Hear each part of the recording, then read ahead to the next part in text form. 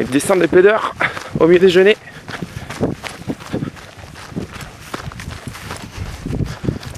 Et contre-vue de Tueil dans la vallée.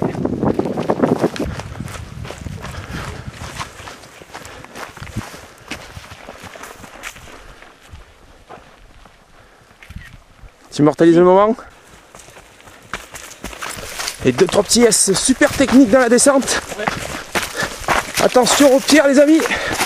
Ça peut être très glissant par temps de pluie, mais aussi par ce temps très sec. Allez c'est parti, on rentre dans les châtaigniers. Et le pourcentage va encore s'accentuer. Et en bas de la descente, une partie beaucoup plus roulante dans les châtaigniers. Ça va vous permettre de relancer un petit peu et surtout de récupérer un petit peu du quadrille parce qu'on en a pas mal laissé dans la descente. Allez, on se retrouve un petit peu plus loin les amis. Et à la piste, n'oubliez pas de bien partir sur la gauche dans les châtaigniers. N'allez surtout pas tout droit les amis. C'est par ici que ça se passe pour regagner la piste qui vous conduira donc au camping de Bellos. Donc ne rentrez pas trop fort dans les châtaigniers, il y a pas mal de pierres. Vous pourrez vite vous faire surprendre. Tout en bas, n'oubliez pas une chose, c'est à droite, toute. Et juste après avoir sauté le pont, pensez à bien tourner à gauche les amis. Direction le camping de Bellos pour le dernier ravitaillement. Alors méfiez-vous, ça descend fort au début. Le chemin sera beaucoup plus propre le jour de la course, vous inquiétez pas. Mais forte pente dès le départ. Et là vous allez trotter le long du ruisseau. Après une première partie un petit peu technique, puis un petit passage à gué, il y aura nettement moins d'eau le 7 juin prochain, rassurez-vous. Et une fois le cours d'eau passé, ça regrimpe un petit peu, juste sous le mur, les fameuses terrasses que l'on appelle ici dans notre jargon, dans notre patois, les failles. En fait, c'était des terrasses qui permettaient autrefois aux agriculteurs d'entretenir les terres, et plus particulièrement les châtaigneraies, puisque l'Ardèche est très réputée avec ses marrons glacés et sa crème de marron. Donc en plus de venir courir, profitez-en pour déguster un peu notre terroir. Et après le camping de Bellos, une petite piste relativement roulante descend et vous accompagnera donc jusqu'au pont de la Vernède, où là vous allez tourner à droite, direction le hameau de Fargebel. Bon, Ludo, en plein effort, voilà, donc, en train de téléphoner à sa chérie. Non, c'est pas ma chérie. Ah mince. C'est mon ami, arrête. Ah, il a l'air très dans le dur mon Ludo, hein. Ouais, mais écoute, tranquille.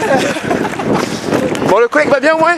Ouais, ça va, impeccable. Bon, tu veux passer le bonjour de Talucine? Allez, le bonjour de Talucine. Et nous voici au pont de la Vernède. À droite. N'oubliez pas de tourner sur la droite, direction les marches. Et regardez un petit peu le dessert de la partie. Après plus de 50 bornes, vous allez devoir gravir ces marches au milieu des rochers. Et Ludo est en tête devant Julien Rancon. Oh là là, quelle grosse surprise sur le parcours.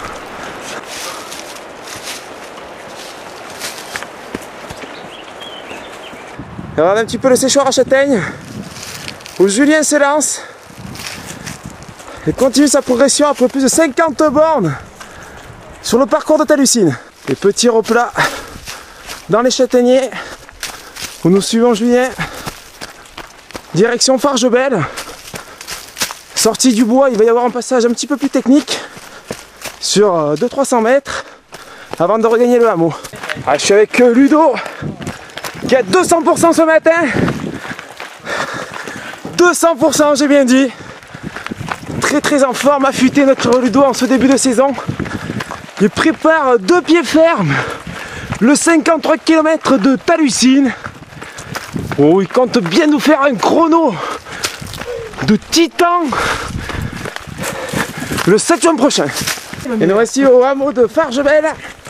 Première partie de descente très technique, donc pensez bien à tourner sur la gauche en arrivant au hameau. Puis sur 200 mètres, c'est très raide. Donc méfiez-vous au niveau des appuis.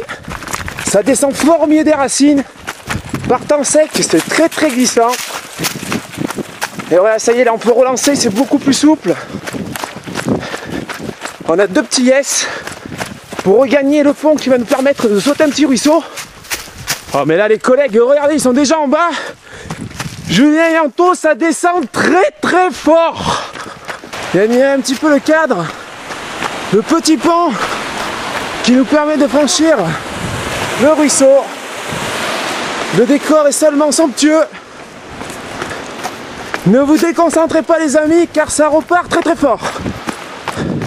Puis après c'est une partie beaucoup plus roulante dans les châtaigniers. Donc là profitez-en pour envoyer du steak. Surtout si vous jouez à gagner le chrono. C'est un petit endroit où vous allez bien pouvoir mettre un bon petit coup de collier. Donc faites-vous plaisir et appuyez sur le champignon, car après la descente sur les pavés est nettement plus technique. Et comme je vous le prédisais, les palais commencent à arriver. Et après le point de vue de la Via Ferrata, méfiez-vous, énormément de pavés. On dirait le Paris-Roubaix. Il y en a un qu'on n'entend plus, Seb. Hein. On l'entend plus, le Seb. On l'entend plus. Je teste. On l'entend plus. Mettez la pression. Ah, je crois qu'il en reste plus qu'un de frais, c'est lui. L'unique, bon, le parrain est toujours là. Hein. Chose promise, chose due. Du pavé, en veux-tu, en voilà. Toujours du pavé. Ah là, je pense que le petit poussé est passé par là parce qu'il nous a vraiment gâtés. Hein. Bon, alors Ludo, là on l'a fait, c'est 53. On arrive au pont du diable, le fameux, la flamme rouge. Alors un petit peu tes sensations sur le parcours? Écoute, alors pour moi, déjà, bon, c'est un très beau parcours, une très belle région. Le passage dans la neige, bon, ben, très compliqué puisque bon, ça demande beaucoup d'efforts. La neige qui sera pas là le 7 juin quand même. Hein. Ouais, je sais, mais bon, déjà ça fait un bon entraînement. Et ensuite, mon ressenti sur cette course, vraiment très technique. Il faut pas la prendre à la légère, c'est clair. Et franchement, je vais me préparer pour être au top pour le 7 quoi. Alors, on compte sur toi le 7 alors. Ouais. Bonne prépa. Merci. Et je vais rencontrer sur le pont du diable.